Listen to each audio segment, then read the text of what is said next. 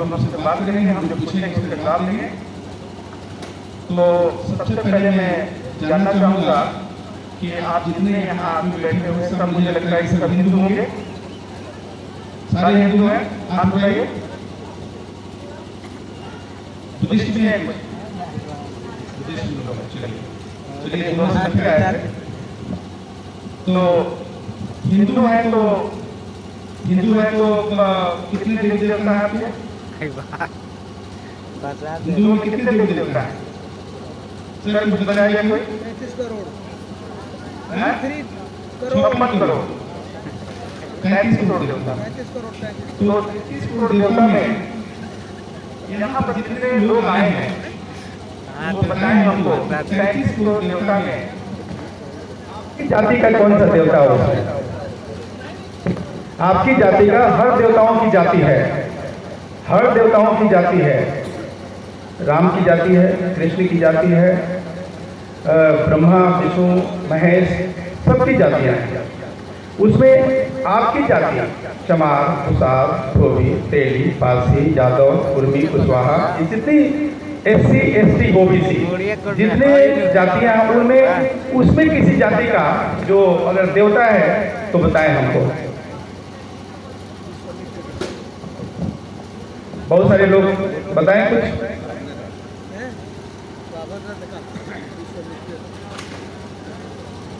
कुछ बताइए। कोई है कि नहीं है या नहीं है? तो बताइए कौन सा है? तो इनको 33 करोड़ देवता माना जाता है साथी सर, इनको 33 करोड़ देवता माना जाता है। यही सब देखिए, दिमाग को खोलना है। शिक्षा का मतलब दिमाग को खोलना। ये 33 करोड़ देवता में कोई है? यही मैं बताना चाह रहा हूँ कि 33 करोड़ देवता इसमें कोई नहीं है जिनकी पूजा, क्योंकि सब ही आपके समाज के हैं। सबसे ज्यादा आपके ऊपर अन्याय अत्याचार जितने हमारे महाभारत थे सब लोगों ने, सबसे ज्यादा जो इंसान को जानवर के रूप में बना कर रखा वो कौन लोग है? कौन लोग है? वही 33 करोड़ देवी देवता है। समझे? वही 33 करोड़ देवी देवता है जो नर पशु बनाकर हमें रखा। ये बताइए कि उसमें बाबा साहब ने कहा है कि जितने देवता हैं वो सब जो है वो ब्राह्मण और क्षत्रिय हैं, सब ब्राह्मण और क्षत्रिय हैं, और जितनी देवियां हैं वो सब ब्राह्मणी हैं। क्लियर? जितने देवता हैं वो सब ब्राह्मण और क्षत्रिय मिलेंगे। सब क्या है? जनेऊधारी हैं। उनको देखिएगा सब जनेऊ बना हुआ। और जितनी देवियां हैं वो सब ब्राह्मणी हैं। उसमें कोई चमार, दुसार, धोबी, तेली, ननियल, पासी, जितना SC, ST, OBC जो अनुसूचित जाति जनजाति या बैकवर्ड क्लास का कोई भी अगर उसमें कोई देवता हो तो बताइए, अभी 500 रुपये इनाम देंगे। अगर कृष्ण को लोग सोचता है कि वो OBC के हैं तो गलत बात है, उनको ज्ञान नहीं है। वो भी क्षत्रिय थे, लेकिन उनको बता दिया गया कि वो क्षत्रिय थे और जदुवंशी थे। वो सब गलत बातें हैं, वो सब रिसर्च हो चुका है। तो इसलिए अब बताइए कि 33 करोड़ देवताओं में, जैसे आपके अभी हम लोग को 50 साल पहले जब हम लोग को शिक्षा का अधिकार नहीं था, तो जो शिक्षा की देवी थी, जब हम लोगों को पढ़ने का अधिकार नहीं था, तो क्या उन्होंने आपके लिए कहीं आंदोलन किया था कि इन SC, ST, OBC को पढ़ने का अधिकार दो? किन लोगों ने बैन करा रखा था? यही लोग रखा था। तो बताइए, ये शिक्षा की देवी जो सबसे शक्तिशाली है, उन्होंने कहीं आंदोलन किया था कि इन शूद्रों को पढ़ने का अधिकार दो? कहीं आंदोलन किया तो 500 रुपये इनाम देंगे। कहीं अगर कहीं भूख हड़ताल आंदोलन किया हो कि नहीं इनको भी पढ़ने का अधिकार है, 1000 रुपया इनाम, 2000, कहीं आंदोलन किया हो कोई शिक्षा की देवी ने तो बताइए, कहीं किया है? कहीं नहीं किया है। 10,000, कितना भी हम इनाम रखेंगे कहीं आपका आंसर मिलेगा नहीं। तो आप किसकी पूजा करते हैं? किसकी पूजा करते हैं? अब चलिए, जब आपको खाने पीने के में गरीबी में हम जी रहे थे, एक एक दाने दाने के बिना तरसते थे, तो उस समय जो धन की देवी थी, कभी हम लोग को ऊपर दया की? सर कभी दया की? आप देखें धन की देवी जो है ऐसे करती है, फोटो में देखो कैसे करती हैं तो झर सोना और चांदी दिखता है। उसमें कहीं सोना चांदी अगर हम लोगों के समाज को मिला हो, अनुसूचित जाति जनजाति ओबीसी किसी को मिला हो, तो बताइए हम अभी आपको 10,000 रुपया इनाम देंगे। किसी देवी देवता ने आपको दिया? किसी ने नहीं दिया। जब आपके ऊपर इतना अत्याचार होता था, इतना मार टॉर्चर किया जाता था, यहाँ तक कि इंसानों को गले में हाड़ी गमर में झाड़ू बांध कर रखा जाता था, पानी नहीं पीने दिया जाता था, रोड पर चलने नहीं दिया जाता था, तो बताइए किसी देवी देवता का नाम बताइए 37 करोड़ देवताओं में जिसने आपके लिए आंदोलन किया? कोई किया है? क्योंकि एक से काल ऐसे देवता हैं जो फूंक मार देंगे तो पूरी दुनिया भस्म हो जाएगी। एक एक ऐसे देवता हैं कि सूरज जो है ना, सब आप लोग पढ़े लिखे हैं, कितना बड़ा सूरज है, यहाँ से 15 करोड़ किलोमीटर दूर है, और यहाँ से एक जो है एक देवता उसको निकल जाता है। कितनी शक्ति है, मने इतनी शक्तियां हैं, लेकिन वो शक्ति आपके काम में कहीं आई? हमारे समाज के अनुसूचित जाति जनजाति या बैकवर्ड समाज के लिए कहीं कोई किया है? अगर हो तो बताइए। मैं अभी आप लोगों को इनाम दूंगा, 10,000 तो देकर जुड़ जाऊंगा। किसी ने किया? नहीं किया। जब आपके ऊपर अत्याचार होता था तो जो शक्ति की देवी हैं, क्या कि शक्ति की देवी ने आप लोग कभी बताया? जब मारपीट होता था गांव में तो हम कहाँ जाते थे? बाबू साहब के यहाँ जाते थे कि बचाओ। मैंने इतना अत्याचार हमारे ऊपर था, लेकिन कोई 33 करोड़ देवताओं में कोई हमको देवी हो या देवता कोई मदद नहीं किया। अब बताइए कि आपको किस देवता ने आपको पढ़ने का अधिकार दिया, आपको धन संपत्ति का अधिकार दिया, लड़ने का अधिकार दिया? किस देवता ने दिया बताइए? कौन बोला? खड़ा होइए। बाबा साहब। ताली बजाइए। बाबा साहब की आपने पूजा किया कभी? बाबा साहब की आप लोगों ने पूजा किया? कभी व्रत उपवास किया? नहीं किया। यही समझना है कि जिसकी कभी आपके जाति के भी नहीं थे, आपके गांव नगर के भी नहीं थे, आप उनको जानते भी नहीं थे, उनके नाम पर कभी उपासना भी नहीं किया, लेकिन बिना मांगे हुए, बिना कुछ किए सब कुछ आपको दे दिया। अब मानवर सर है, मुझे लगता है कि उम्र में 60 साल से कम नहीं होंगे, 60 साल तक अब तक सर अपने पूजा पाठ में कितना रुपया खर्चा किया होगा? हमने कोई पूजा पाठ। चलिए कोई और व्यक्ति अगर इनको उम्र के इस उम्र में सबसे समझिए कि कम से कम 20 लाख रुपया से कम खर्च नहीं किया होगा। 20 लाख रुपया खर्च करने के बाद भी कोई हमारा देवता काम नहीं आया मेरे को। लेकिन जिस व्यक्ति के ऊपर 1 रुपया भी खर्चा नहीं किए, वो मुझे सब कुछ दे दिया। तो अब बताइए कि 33 करोड़ देवता एक साइड रख दीजिए, अब बाबा साहब अम्बेडकर को एक साइड में रखिए, तो सबसे ताकतवर देवता कौन हुआ? बोलिए। बाबा साहब। अब बताइए कि 33 करोड़ देवताओं की पूजा होनी चाहिए या बाबा साहब की पूजा होनी चाहिए? बाबा साहब की। क्या बाबा साहब को कहते हैं पूजा करो? ये सब खून की करते हैं।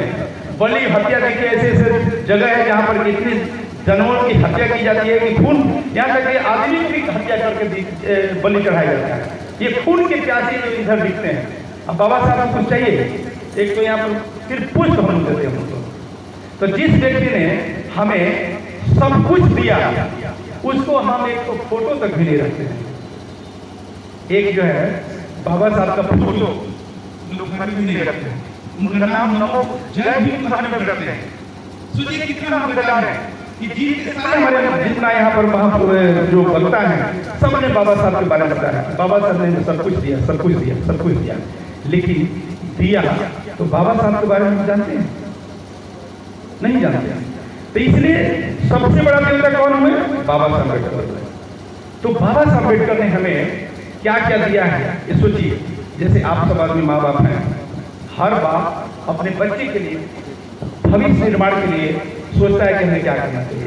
तो बाबा साहब भी हमारे ऐसे गार्जियन थे जो अपने समाज के लिए, अपने बच्चों के लिए, हम लोगों के खातिर उन्होंने देखिए इतनी बड़ी डिग्री थी ना, 33 डिग्री, और बताया मैं 64 सब्जेक्ट में MA थे। इतना पढ़ा लिखा विद्वान के पास कोई नौकरी की जरूरत, वहीं उसको नौकरी मिल सकती थी कि नहीं? वो विश्व के किसी भी कोने में वो नौकरी कर सकते थे।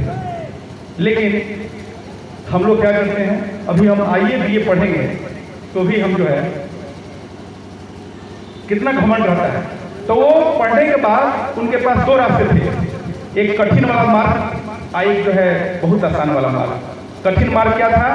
आसान मार्ग तो था कि कहीं नौकरी करके आराम से जीवन जी सकते थे, कहीं भी अमेरिका में, लंदन में कहीं भी बढ़िया से पढ़कर रह सकते थे, जिंदगी गुजार सकते थे, अपने बच्चे और अपने बच्चों परिवार के साथ बढ़िया से जिंदगी जी सकते थे।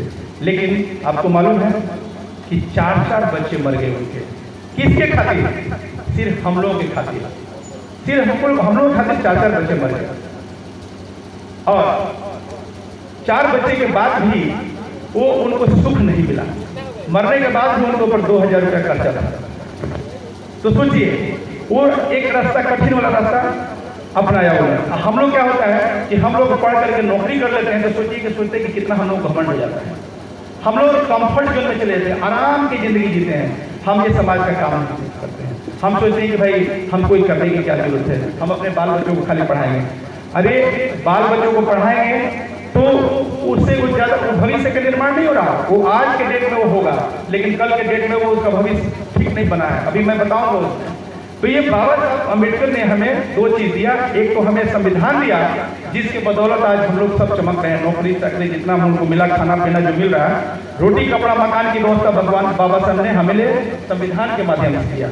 तो रोटी कपड़ा मकान तो हम लोग को मिल रहा है, लेकिन समाज इज्जत है हम लोग की, इज्जत हम लोग को चाहे कितना भी बड़े महल बनिए, कितनी भी बड़ी दिवाली चलिए, यहाँ तक कि आप छोटी भी बनिए, आपको कोई इज्जत नहीं करता है, कोई इज्जत नहीं करता है। क्यों नहीं इज्जत करता है? जैसे जान जाता है कि हम लोग शूद्र में हैं, ये जितना देखिए SC ST OBC जितना है ये शूद्र है। तो जो जैसे जान जाए कि शूद्र है, जैसे राष्ट्रपति देखिए, रामनाथ कोविंद को देखा ना आपने, वो सोचते थे कि हम राष्ट्रपति हैं, हम मंदिर में जाएंगे। 2 मंदिरों में उनको बेइज्जत किया गया, एक मंदिर में घुसने नहीं दिया गया, और जगन्नाथ पुरी में गए तो उनको घुस से मारकर मंडलों ने बाहर निकाला, पति पत्नी दोनों को। लेकिन FIR करने की उनकी ताकत नहीं। तो सोचिए कि आपको मंदिरों में कोई कम नहीं है, आप सिर्फ वहां पैसा चढ़ाने के लिए जाते हैं, लेकिन रिटर्न आपको मिलता नहीं है। तो सारी चीजें देखिए कि बाबा साहब जानते थे कि हमारे समाज का लोग इतना भी आगे बढ़ जाएगा, इतना भी महान बन जाएगा, बड़े बड़े पोस्ट पर चला जाएगा, लेकिन इज्जत कुछ नहीं रहेगी। इसलिए उन्होंने थम दिया हमें। क्या दिया उन्होंने? थम दिया। जैसे आप हिंदू हैं तो हिंदू में वर्ण होता है, ऊपर लिखा बना हुआ, सबसे ऊपर ब्राह्मण, उसके नीचे क्षत्रिय, उसके नीचे वैश्य और उसके नीचे शूद्र। तो हम लोग कौन सा स्थान पर है? हम लोग शूद्र में है। तो ये 85% जो बात बोले लाल बाबू साहब ने बोला, ये जो 85% जो है यही शूद्र है। और ये इनका काम है कि हिंदू लोगों की सेवा करना। तो जैसे आप हिंदू का लाते हैं तो आप नीचे चले जाते हैं, आप चाहे कितना भी बड़ा पोस्ट पे चले जाइए। तो इसलिए बाबा साहब ने कहा कि जब तक इसी में रहोगे, जब तक आप इस धर्म में रहोगे तो तुम नीचे ही रहोगे, कभी तुम्हें सम्मान नहीं मिलेगा। इसीलिए बाबा साहब ने कहा कि हमारा जो मूल धर्म था बौद्ध धर्म, यही की धरती में पैदा हुआ और 1700 साल तक यहाँ छत्र राज हुआ बुद्धिस्ट लोगों का। तूने ही चिड़िया कहलाया, पूरे विश्व में विश्व गुरु कहलाया, और पूरे विश्व के लोग यहाँ आकर पढ़ते थे, और इतना सुखी संपन्न था ये कि सोने की चिड़िया कहलाया। इसलिए बाबा साहब ने कहा कि हमको किसी विदेशी धर्म को नहीं लेना, हमको यहीं से जो भगवान बुद्ध का धर्म है उसको उन्होंने जगाई किया। और तब उन्होंने बुद्धं शरणं गच्छामि कहा। तो जानते थे कि जैसे आप हम बुद्ध बनते हैं तो हमारा जितना मान सम्मान फिर वापस आ जाता है।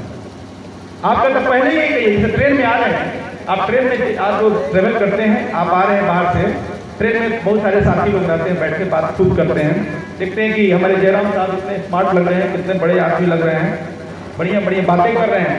लेकिन जब बढ़िया बात होती है तो कोई जो सवर्ण होता है पूछता है कि अच्छा आपका नाम क्या है।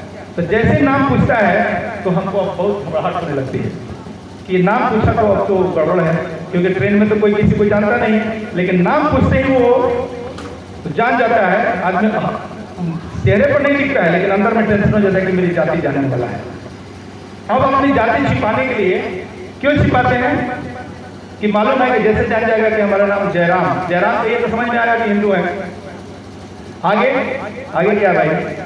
तो आगे पूछना चाहते चाहते आप अगर थोड़ा ये होंगे तो बोल देंगे कि हम यादव हैं, तो समझ आया अच्छा हाँ यादव है, ठीक है। तो समझ आया कि यादव कितने बुद्धिहीन होते हैं। कोई सम्मान नहीं देता है ना, वही आप मैंने सम्मान की दृष्टि से नहीं देखता है। तो वहीं पर आपकी इज्जत क्या हो गई, उसके सामने नीचे चली गई। अब बताइए कि आपकी इज्जत जो चली गई वो किसकी वजह से चली गई? आपकी सुंदर पर्सनालिटी की वजह से? इतना अच्छा चेहरा है, कोई कह सकता है कि ये वो है? कोई किसी के चेहरे पर नहीं लिखा हुआ है। लेकिन जैसे जान जाता है कि आपकी जाति छोटी है, वैसे आपका जो सम्मान था वो आसमान से नीचे फटाक से गिर जाता है। तो इसलिए बाबा साहब ने कहा कि जब तक आपको सम्मान, जब तक आप हिंदू रहिएगा, आप अपमानित होते रहिएगा। तो अपमान की जिंदगी जो है कभी नहीं जीना चाहिए।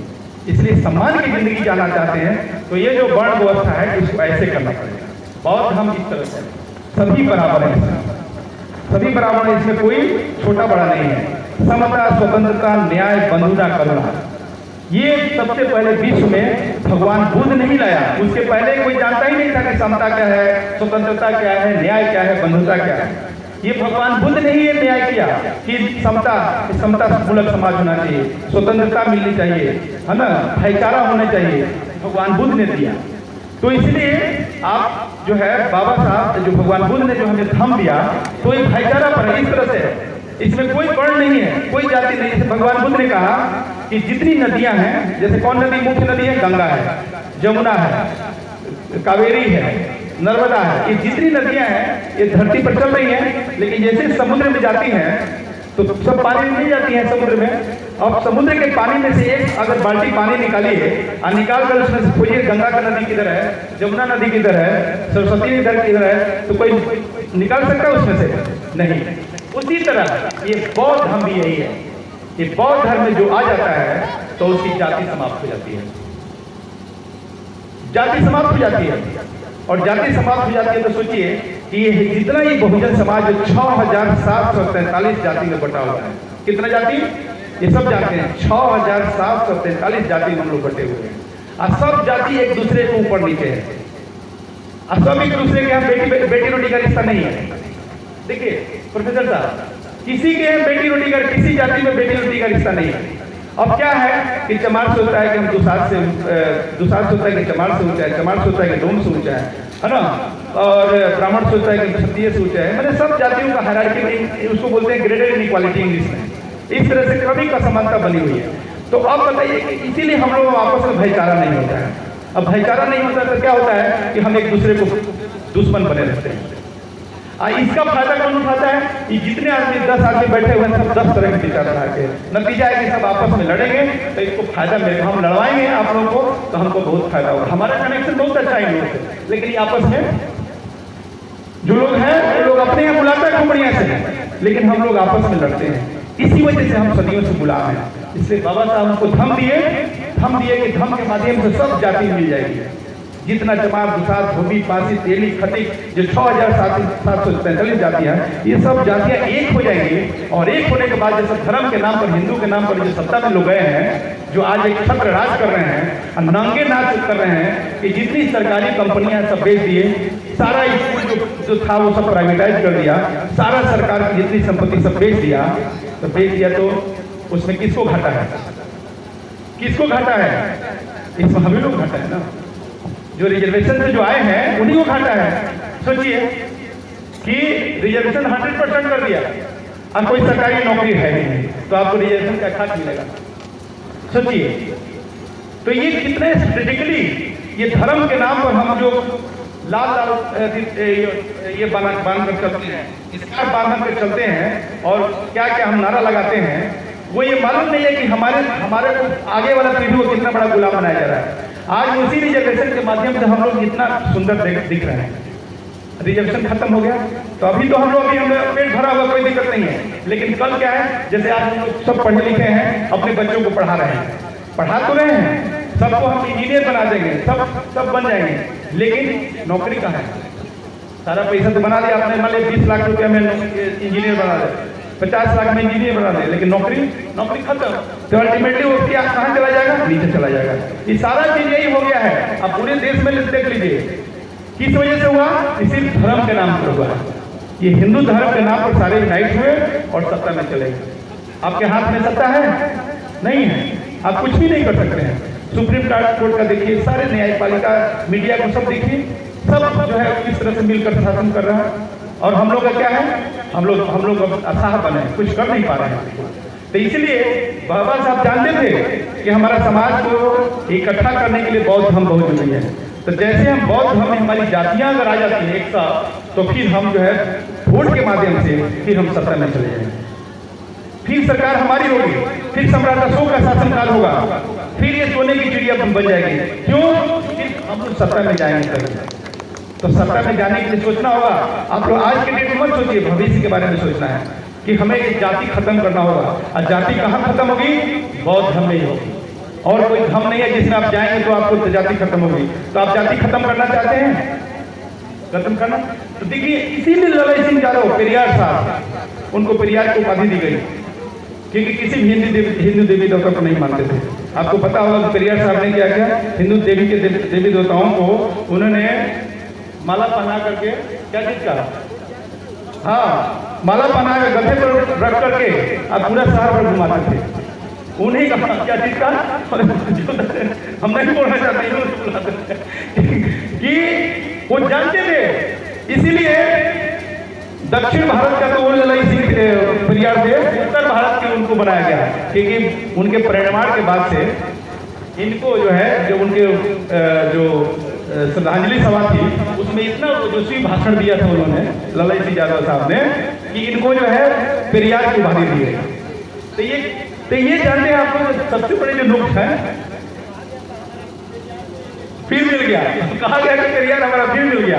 तो ये जो है, सबसे पहले इन्होंने पढ़ने के बाद नौकरी किया इस फॉरेस्ट में, ये क्या बोलते हैं, ग्वालियर नहीं है, आपके फॉरेस्ट गार्ड का काम किया था, फॉरेस्ट के गार्ड काम किया था। जानिए कि हमारे महापुरुष कैसे हैं, फॉरेस्ट के गार्ड का, उसका उनका मन नहीं लगा। फिर उसके बाद ग्वालियर स्टेट में उन्होंने सशस्त्र पुलिस बल में गए। उसके बाद जो है पुलिस को इतना मैंने समझदार थे, इतना मैंने करुणा थी कि पुलिस डिपार्टमेंट का जो टॉर्चर देख करके, क्योंकि एक ही तो तालाब में वो सारे पुलिस वाला जो है साड़ी पर नहाता था और गंदे पानी में नहाना और ये करना, सब बीमार हो जाते थे। अब बीमार होने के बाद भी जो उन लोगों का सही ट्रीटमेंट नहीं होता था, इसलिए सिपाही की बीमारी का एक किताब उन्होंने लिखा है, हाँ, सिपाही की तबाही, है ना। तो फिर इनकी किताबों को सब जब्त हुई। फिर इसके बाद उन्होंने ये फिर छोड़ लिया। फिर उसके बाद आर्मी में उसके बाद फिर उन्होंने बगावत कर दी। उसके बाद ये जेल चले गए, 9 महीना जेल में रहे। 1950 में निकले तो उसमें देश आजाद हो चुका था। तो उसमें उसी 9 महीना जेल में इन्होंने बाबा साहब की किताब तो पढ़ी, बाबा साहब की किताब जो पढ़ी थी, तो अब इनका खुला था कि बाबा साहब क्या थे। तो बाबा साहब के कट्टर फॉलोअर बन गए। तो जब बाबा साहब दीक्षा भूमि में जब 1956 में जब दीक्षा लेने जा रहे थे, तो उस समय भी दीक्षा लेने जा रहे थे, लेकिन दुख की बात है कि उसमें टीबी हो गया था। तो टीबी होने की वजह से जो ब्लीडिंग हुआ, इसलिए फिर वो नहीं जा पाए। इनका जीवन इतना दुखमय था कि आप कल्पना नहीं कर सकते। इनके पिताजी गज्जू सिंह यादव जो थे, वो भी बहुत क्रांतिकारी थे, मैंने ऐसे क्रांतिकारी जो मैं क्या बताऊं कि अंधविश्वास को खत्म करने के लिए जब उनकी पत्नी मरी, तो जलाया जा रहा था, तो लोगों को भय दूर करने के लिए अपने खेत में, संसार भूमि नहीं जलाया था उन्होंने, अपने खेत में जो गन्ने का खेत था उसमें जलाया, गन्ने का नहीं, वो खेत में जलाया। और मकई का जो भूटा है ना, मकई का भूटा, उस जो जलती हुई ज्वाला है, उसमें उन्होंने भून करके खाया था। देखिए कितने बड़े इनके बाबूजी, इनके पिताजी क्रांतिकारी थे, गज्जू सिंह। और अंधविश्वास को खत्म करने के लिए कि देखो ऐसा कुछ नहीं है, देखो हम इसको भून करके हम खा रहे हैं, कुछ नहीं होगा, उसी बात के बेटे थे। तो ये जो है इन्होंने इतना क्रांति किया कि हर जगह बौद्ध धर्म की दीक्षा दी, आपकी दीक्षा देते थे। और वो पेरियार साहब की किताब थी सच्ची रामायण, जिसको बाबू सिंह साहब ने बताया, उसको उन्होंने हिंदी में ट्रांसलेट किया और कराया, तो पूरा दक्षिण भारत में, उत्तर भारत में पूरा फैल गया। इनके ऊपर इनमें केस हुआ, किताबें सारी जब्त हो गई। जब्त होने के बाद फिर केस किया इन्होंने इलाहाबाद हाई कोर्ट में, वहां पर उसमें वो केस जीत गए, बहुत अच्छा लॉबिंग किया था। और फिर जीतने के बाद फिर इनकी किताबें जो जब्त की गई थी, सारा जो है वो वापस की गई और फिर इनको इनाम भी दिया गया, मतलब जो पट्टा था सब वापस किया गया। और उसके बाद फिर ये हर जगह बहुत हम दीक्षा का प्रोग्राम करते थे। यहाँ पर बेतिया में जो है 1993 की बात है, 1992 में यहाँ पर आए थे, तो यहाँ पर 10,000 लोगों की दीक्षा दी थी। और उसके पहले रामस्वरूप वर्मा साहब ने इलेक्शन में कैंपेनिंग करते थे, तो उसमें भी इनकी गोली के ऊपर गोली चली थी। तो ये यहाँ पर बेतिया में जलाए थे, तो प्रोग्राम के बाद ये इनको बुद्ध राणा साहब को आप जानते हैं, वही हमने वहाँ के एसडीएम थे, वो बुला करके अपने घर लाए थे, होटल में ठहराए थे। तो बुद्ध राणा साहब जो है वो बहुत ही मैंने सामाजिक आदमी थे, तो इसलिए उनको बुला कर प्रोग्राम कराया। और उसके बाद होटल में जो है जहाँ थे उसी होटल में ललित सिंह यादव साहब ये भी बोले कि सर मैं आपके साथ रुकना चाहता हूँ। तो बेड पर बोले कि सर मैं नीचे सो जाता हूँ, आप ऊपर सो जाइए। एक ही बेड था, तो बोले कि एक बेड पर कैसे सोएंगे, तो बुद्ध राणा साहब नीचे सो गए हैं और वो ऊपर सो गए। उसके बाद रात में 1 बजे ये संस्मरण ने लिखा है, बताया है कि रात में 1 बजे ललित सिंह साहब जो है वो जग गए। उन्हें रोने की आवाज आ रही थी उनको, तो सोचिए कौन जो जग रो रहा है। सारे लोग चारों तरफ ध्यान दिए, देख रहे हैं कि ललित सिंह जो है वो बैठे हुए हैं पेट पर रो रहे हैं।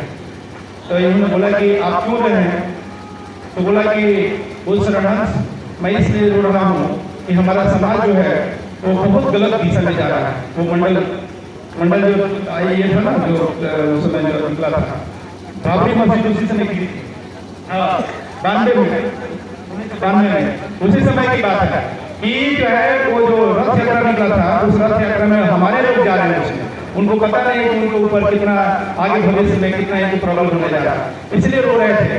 तो बुद्ध शरणहंस ने कहा कि ठीक है, हम लोग उसके लिए कार्य करें और हम लोग कोशिश करेंगे कि सब चीज ना हम लोग क्लियर करेंगे।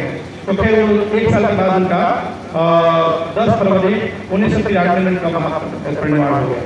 तो ललित सिंह यादव साहब जो इतना क्रांतिकारी, जब वो जेल से निकले थे तो बाबा साहब को बारे में बताने के लिए, जैसे मैंने बताया कि उन्होंने, क्योंकि जानते थे कि बाबा साहब के माध्यम से समाज में अवेयरनेस फैली, तो वही जो है स्टैम्प बना करके, तो उसमें छपाई वाला मशीन था नहीं, तो इसलिए स्टैम्प बना करके और सबके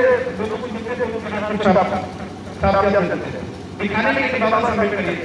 और वही जिस गांव में जाते थे उस गांव में कोई पढ़ा लिखा व्यक्ति था, तो उसको बता देते थे कि इसको शिक्षित बनो, संगठित बनो, संघर्ष करो, इस तरह से वो 20 बार रिपीट करना था। तो गांव में यही उनकी आपका इनका टीम जो है रामस्वरूप वर्मा साहब ये सब जाकर वहां पर लोगों को संबोधित करते थे, इसलिए बहुत बड़ी क्रांति हुई। लास्ट में तो बाबा साहब के जो गुरु थे चंद्रमणि जी, वो कुशीनगर जो आप जाएंगे देखेंगे वहां पर बुद्ध विहार है, वहां पर भगवान बुद्ध का परिनिर्वाण हुआ था। तो उसी गुरु से बाबा साहब के जो गुरु थे उससे उन्होंने धम्म दीक्षा ली, और इसी तरह के गेरुआ वस्त्र जिसको चिवर बोलते हैं, इसी चिवर में वो रहते थे। अब पूरा घूमों का बौद्ध धर्म का प्रचार किया, अब बहुत जगह जो बौद्ध धर्म का दीक्षा दिया। तो इसलिए यूपी इतना आगे निकल गया है, वहां पर यूपी में जागृति इसलिए है, इन्होंने बहुत काम किया है। तो मैं इनके माध्यम से ही बताना चाहता हूँ, जो हमारे जो साथी लोग जो आयोजन किए हैं, तो इसका संदेश यही जाना चाहिए कि आप सब भी इनके बताए हुए मार्ग पर चले, क्योंकि नहीं एक बार भगवान बुद्ध जो है अपने भिक्षुओं के साथ एक बार वो जा रहे थे, क्या कहते हैं, भ्रमण करके जा रहे थे। तो एक भ्रमण करते करते गांव में गए, तो देखे कि एक गांव में कोई आदमी दिख नहीं रहा, यहाँ पे कोई पशु भी नहीं दिख रहा, पक्षी भी नहीं दिख रहा है, और पेड़ पौधे सारे सूखे मिले हैं। तो भगवान बुद्ध ने कहा कि हे भिक्षुओं, जाकर देखो तो यहाँ पर कोई दिख नहीं रहा, वो आदमी सब कहाँ है। तो सारे भिक्षु जाकर हर घर में जाकर देखे, तो देख करके आए और उन्होंने पूछा क्या बात है। तो बोले कि भगवान हर घर में एक कुआं खोदा हुआ है, हर कुएं में आदमियों की लाश बिछी हुई है, सब सड़ करके कंकाल बन गया है, सारे घरों में ऐसा ही हुआ है। तो भगवान बुद्ध ने सोचा कि ऐसा क्या होता है कि हर घर में, पूरे गांव में हर घर में कोई कुआं खोदा है, अब सब कुआं में जो है सब वहीं उसी में गिर करके मर गए हैं। तब उन्होंने एनालिसिस किया कि लोग इसलिए मर गए थे कि हर व्यक्ति अपने अपने घर पर कुआं खोद रहा था, पानी निकालने के लिए सूखा पड़ा था, तो सब अपने अपने घर में पानी खोदने के लिए, निकालने के लिए कुआं खोद रहा था, और कोई खोद करके नीचे तक गड्ढा नहीं कर पाया था, है ना। तो इसलिए लोग मेहनत करते करते मर गए थे। तो वही भगवान बुद्ध का कहना था कि अगर सारे लोग मिल करके एक जगह धुआं खोला रहता तो पानी आ गया रहता। अब पानी आ गया रहता तो सब लोग पानी पी गए रहते। तो उसी तरह हम लोग जो अलग अलग जातियों में जो हम लोग जो काम कर रहे हैं, अपनी अपनी जाति को संगठन बना रहे हैं, तो वो काम नहीं आने वाला। हम धन्यवाद देते हैं आप सबको जो आपने इतना बड़ा आयोजन किया और सारी जातियों को मिला करके और ये संदेश दिया कि हम सब एक ही गड्ढा एक ही कुआं बनाए खोदे और उसी कुआं से हम लोग पानी पिए, तब जाकर हमारा कल्याण होगा। नहीं तो जातियों का संगठन बनाकर काम करेंगे तो कभी भी न्याय नहीं होंगे, अब फिर हम सत्ता में नहीं जा पाएंगे। इसलिए आप लोग हम यही चाहेंगे कि आप सभी आदमी जो भी हैं, ये जो खास करके यहाँ पर जितने लोग हैं, हम चाहते हैं कि आप लोग भी अगर आप लोगों को बात समझ में आ जाती है, आ गई है कि हम हिंदू नहीं हैं तो हम क्या है, अगर जब हिंदू है तो आप क्या है, नीचे हैं। तो आप क्या सम्मान की जिंदगी जीना चाहते हैं, सम्मान की जिंदगी जीना चाहते हैं तो आप सब समझदार हैं। तो सम्मान की जिंदगी के लिए क्या करना होगा, आपको अपने मूल धर्म में जाना है। मूल धर्म क्या है, हम लोग इसी धर्म में जो 1700 साल हम लोग शासन किए इस देश में, हम लोग का देश था, हम लोग बुद्धिस्ट थे, तो फिर से हम कोई दूसरे धर्म नहीं जा रहे हैं, हम अपने ही मूल धर्म में जा रहे हैं। तो बोलिए आप लोग जाना चाहते हैं, बहुत बढ़िया खुशी की बात है। तो चलिए हम चले, मनोबल हाई किया जाए और ये जितना कि भाई तभी ये कार्यक्रम आ जाएगा, सफल होगा। तो सभी आदमी हम लोग दीक्षा ले लें और दीक्षा लेने के बाद क्या होगा कि जो आप जो कर रहे हैं उसको छोड़ दो। बुद्धिस्ट का मतलब जो आप कर रहे हैं उसको छोड़ो। जितना आपने देखे जैसे वर्ल्ड हार्बर जो बना हुआ है बराबर कर दीजिए, बराबर हो गया बुद्धिस्ट को, मैंने आपको कुछ भी नहीं करना। क्या करना है, आपको सिर्फ अपने बच्चों को शिक्षित करना है, बच्चों को शिक्षित करना है, ऊंची से ऊंची शिक्षा देनी है और जितना अंधविश्वास आपका खंड उन सारे खंड। अब बताइए कि कोई भी जितना बताया बाबा साहब ने कहा था कि हमें जितने देशों में आया है ब्राह्मण सकते हैं। अब बताइए कि कोई ऊंची जाति का हम लोग घर में आकर खाएगा पिएगा, नहीं खा सकता।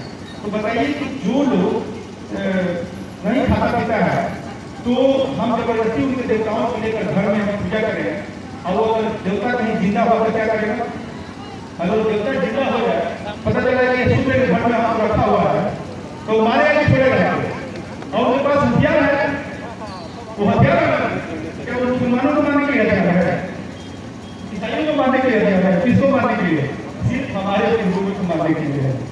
तो इसलिए पंडित जी जब आते हैं ना, ये लेकिन बाबा साहब की मूर्ति को लेके, बाबा साहब की मूर्ति को बना करके और उनको गिफ्ट में दीजिए, कोई लेगा आपके देवता बल्ले सिंह दादा का फोटो बना कर फ्रेम करके उनको दीजिए तो गिफ्ट में वो रखेगा, बोलिए नहीं रखेगा ना। लेकिन उनके देवताओं को सुशोभित किए हुए हैं, रखेगा जब वो जिंदा वाला छोड़ेंगे नहीं जबकि जिंदा वाला छोड़ेंगे नहीं। इसलिए आपको याद कर देखिए, आप लोग बुद्धि विवेक और चेतना भूल गए। तो मैं चाहूंगा आप चाहे हमारे चाहने से नहीं होगा, आप इंसान है, एक कुत्ता भी नहीं समझ जाता है, उसको बोलने नहीं आता है, लेकिन अपने एक्शन से अगर कुछ निकाल दिया तो समझ गए क्या करा, थोड़ा सा चीज निकाल दिया तो समझ गए भूखा है। तो हम लोग इतना दिमाग हम सब तो हमने कोई बात गलत नहीं है हम लोग नहीं की। तो आज से क्यों नहीं अपने जीवन को बदल रहे, जब हम अपने जीवन को बदल दिए ज्ञान होने के बाद ही, आप लोग कोई अनपढ़ नहीं है, आप लोग कोई बेवकूफ नहीं है, हमारे साथ गरीब लोग हैं। तो इसलिए जो हम लोग दीक्षा ले लें और दीक्षा लेने का मतलब ये होता है कि आज से अब बताइए कितने लोग पूजा पाठ करेंगे, पूजा पाठ करने के लिए हाथ है कोई भी करे, तो इस तरह नहीं कर रहे आप बुद्धिस्ट है ना। और हम लोग का संबोधन होगा जब मिले तो नमो बुद्धाय जय, नमो बुद्धाय जय है ना, वो नहीं जो आपको पहले बोले नमो बुद्धाय का मतलब कि हम समता स्वतंत्रता न्याय समता उसको हम नमन करते हैं, है ना। जय हिंद का मतलब वही कि हमारा जो समता स्वतंत्रता न्याय का जो संवैधानिक रूप दिया उसको हम नमन करते हैं। जय हिंद जय नमो बुद्धाय। तो ये हमारा संबोधन रहेगा, बाकी संबोधन हम लोग ठीक है। तो इसलिए आप ऑलरेडी आपने ये कर लिया है, क्या बोलते हैं, आपने पंचित तीसरा कर लिया है कि हमें अच्छा इंसान बनना है और अच्छा इंसान बन जाते हैं तो आपको कोई बात नहीं कर सकता। ठीक है, तो हम चाहेंगे कि आप लोग भी 22 प्रतिज्ञा जो है अगर ले लें ठीक है। तो आप देखते हैं किसी को तो चलिए, तो आप लोग हाँ सब जगह हो रहा है, हाँ हर जगह देखिए इस सभा का यही मतलब हुआ कि अब आए थे कुछ पैदा हो, क्योंकि बातें सुनकर चले जाए, लेकिन अगर इसको जीवन में नहीं उतारिएगा तो सब जीरो। इसलिए जीवन में उतारने में तो हम अच्छे ही हम क्या करें, हम कह रहे हैं हम पूजा पाठ नहीं करेंगे, हम पूजा पाठ नहीं करेंगे, है ना। तो मैं चाहूँगा कि माननीय हमारे प्रोफेसर यादव साहब वाइस प्रेसिडेंट बहुत ही जान लीजिए आपस में लड़े, विश्व शांति अमर रहे, विश्व शांति अमर रहे। हम बोलेंगे जात पात की करो विदाई, आप बोलिएगा मानो मानो भाई भाई, जात पात की करो विदाई, जात पात की करो विदाई, जात पात की करो विदाई। हम बोलेंगे अपना अपना करो सुधार, आप बोलिएगा तब बनेगा नया संसार। अपना अपना करो सुधार, अपना अपना करो सुधार, तब बनेगा नया संसार। हम एक हैं, एक हैं, हम एक हैं, एक हैं। जय भारत, जय भारत का संविधान, जय भारत का राष्ट्रीय झंडा, जय भारत के बनाने वाले हम सब लोग के गोविंद मसीहा, हम लोग के शोषितों पीड़ितों और बहुजनों के आवाज और देवता बाबा भीमराव अम्बेडकर को कोटि कोटि में नमन करता हूँ, और उनके गुरु भगवान बुद्ध को भी मैं कोटि कोटि नमन करता हूँ। जय भारत। इस मिट्टी को, इस समय को, आप तमाम लोगों को मैं पैर छूता हूँ, नमन करता हूँ, प्रणाम करता हूँ। आपकी जाति क्या है? आपकी जाति क्या है?